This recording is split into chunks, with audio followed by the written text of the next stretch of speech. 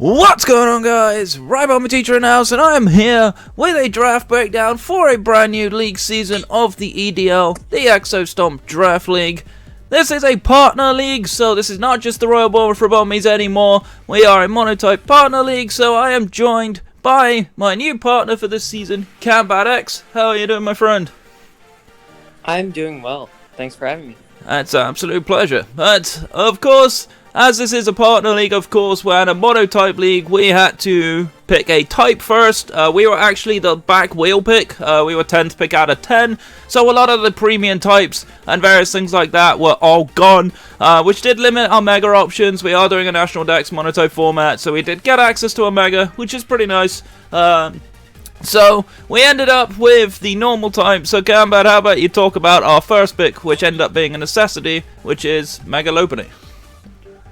So our first pick is Megalopony, and while some other team did have fighting, it was great that we were able to get this, as Megalopony is a huge help against steel and rock types that most normal types have trouble dealing with. It's also an incredible speed tier and incredibly strong. So should do really, really well this season. Yeah, absolutely. It's also got a very wide move pool to bear in mind with access to the elemental punches as well, so it does actually give us a lot of coverage that you might not think about. It's not just as easy as to fake out. I think it did lose access to return because it's not actually in the game at this point. But aside from that, it still has high jump kick, which hits hard. It still has that scrappy ability as well, which means that ghost types can't necessarily freely switch in. Ghost was actually not a type that was picked, so we're not as concerned about that. But still, the fact that this thing hits as hard as it does is pretty darn disgusting. No. Yeah, with the rest of the normal coverage, I'm not too worried about missing return. Yeah, exactly. We've got a lot here.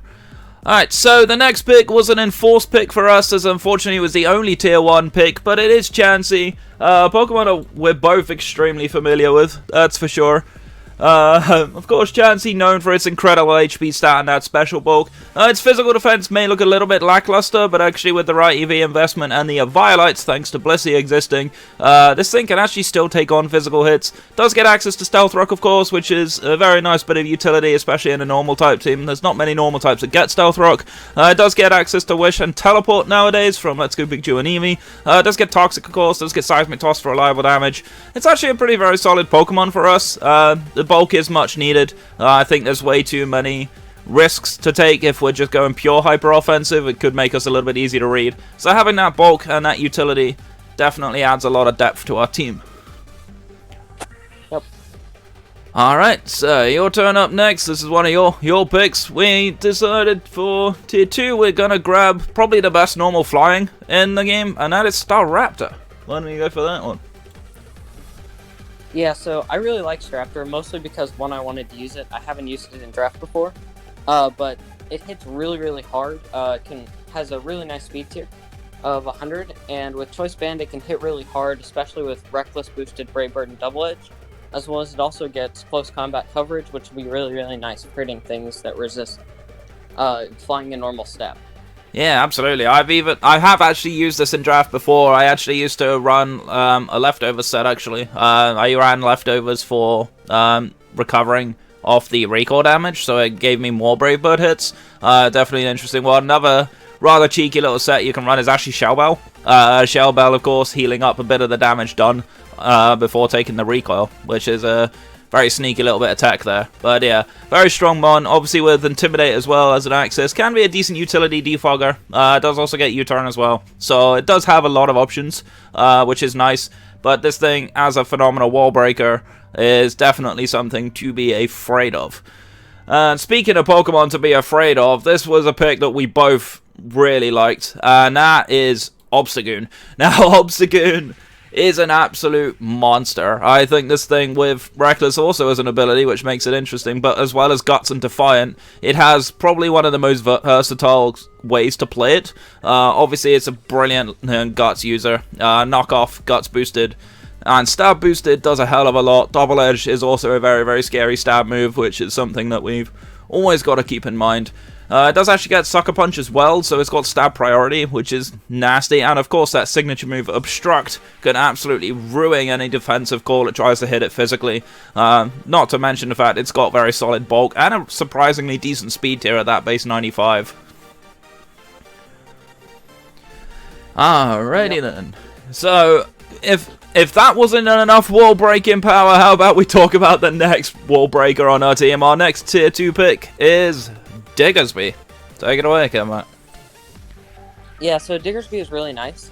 Ground type is always nice to have, prevents things like always clicking Volt Switch from your opponent. And Earthquake, again, is really, really reliable at hitting both Rock and Steel types that normal resist. And not to mention, with huge power, gets Sword Stance, Agility. This thing has a variety of sets that it can run, all of which you have to be aware of whenever you're going up against it, as it's immensely strong and has a nice wide range of move pool to hit just about anything in its way. Oh yeah, I'm loving the amount of physical presence we already have, but even with physical presence, you can't be all physical because you'll get walled by any physical defensive team. So let's just talk about Heliolisk, shall we? This was a pick I was surprised and was actually not already sniped from us, because there was another coach that picked Electric, so I was somewhere expecting this one to go. This was probably the most realistic one that would have gotten sniped from us, given the fact that only really Staraptor and Obstagoon were kind of threats. Nobody picked Ground, so we had a pretty decent option here, but Heliolisk is a phenomenal special attack. Obviously, it's typically known for weather teams, especially when you look at Dry Skin and Solar Power, but even without it, it actually does hit incredibly hard, especially with a Scarf or a Specs. Does get a wide amount of move pools with access to Surf, as well as Sludge Wave and moves like that.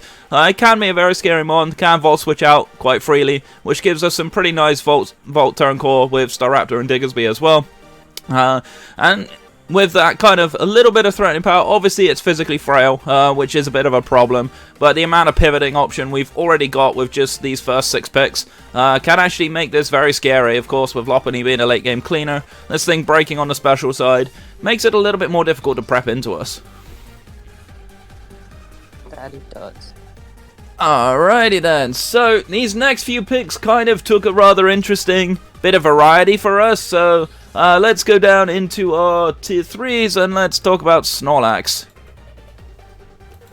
Yeah, so Snorlax is really nice. On normal, it has incredible special bulk as well as reliable physical bulk, and it's something that in every draft league you really have to prepare for, as it can run a number of sets. Most common being Curslax, extremely powerful and can definitely sweep your team if you're not ready for it.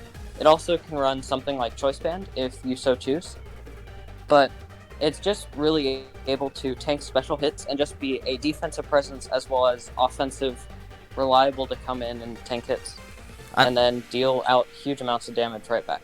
Absolutely, and of course the annoyance, of course, having him things like Rest, also having Recycle, can definitely mean even Berries. Does have the Gluttony ability, which is nice, does have the Immunity ability, of course, to prevent any toxic shenanigans, which could well happen. And that, of course, that Thick Fat. Thick Fat is probably one of its most common ones, but Gluttony is actually starting to rise up in a lot of popularity now. Definitely a scary set, especially running on Curse. Curse Recycle sets, even with just like Mono Body Slam, can actually do a hell of a lot of damage if it's allowed to set up. Of course, one way that it is extremely often allowed to set up is with Trick Room, and because of that possibility, our next pick, which made an awful lot of sense, was Indeedee. Gives us a pretty specially bulky normal and psychic type, which is something we definitely could do with. It gives us extra fighting answers, because obviously we do have Staraptor, which is pretty solid against it, but having an additional fighting neutrality is never anything to be ashamed of, especially with Indeedee. Indeedee is actually a very, very solid Trick Room Pokemon. Obviously we've seen it more in VGC than we have in singles, but actually with its decent bulk, and with the possibility of running Scarf, you can actually outspeed quite a lot of things. It does have a decent enough offensive move pool. Not the best, but it does have a decent move pool, and its primary job for Trick Room really helps it out an awful lot. That 105 special attack stat definitely caught me off guard when I was actually researching about Indeedee, because obviously we know P2 as the common Trick Room setter in the normal type, but I actually think Indeedee's a lot better. Yep. Psychic Terrain is also really nice for Trick Room, as it prevents your Trick Room sweepers from being revenge killed by priority, which is really nice too. Absolutely. Alright, so we have a Trick Room setter and we have a Trick Room physical sweeper. So let's talk about a Trick Room special sweeper, shall we? Which is another pick that could have been sniped from us, which we're pretty grateful that wasn't. And that is Drampa. Go for it. Yeah, so Drempa's really nice.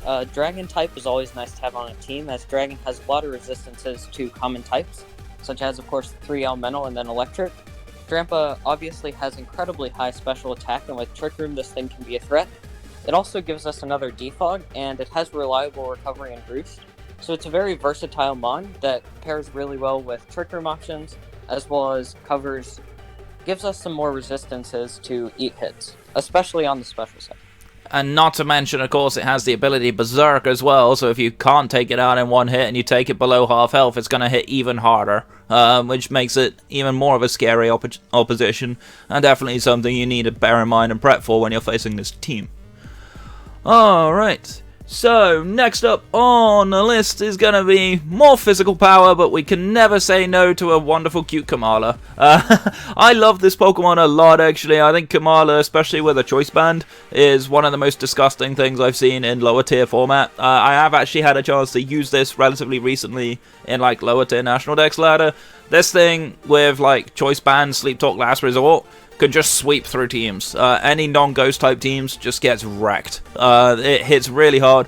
Moves like Wood Hammer, Earthquake, gets a lot of coverage moves as well. So it's not something that's going to be pretty nice to deal with. It's got a decent amount of special bulk, much like Snorlax in a lot of ways. And that monstrous 115 attack stat is pretty terrifying. Not to mention the fact that Kamala with min speed nature is actually relatively viable in Trick Room to go with it. Obviously it's a little fast for a Trick Room Pokemon, but it does still work. It has still worked pretty successfully in the past. I'm looking forward to see if we can try it to make it work again this season.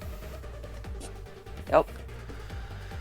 Alright, so I am actually going to slightly change the order of this real quick live edit, because these last two picks were the tier 5s that we had quite a bit of back and forth discussion about as to how we wanted to round this team out. So, well, I'll actually let you talk about your pick first, which was Pyroar.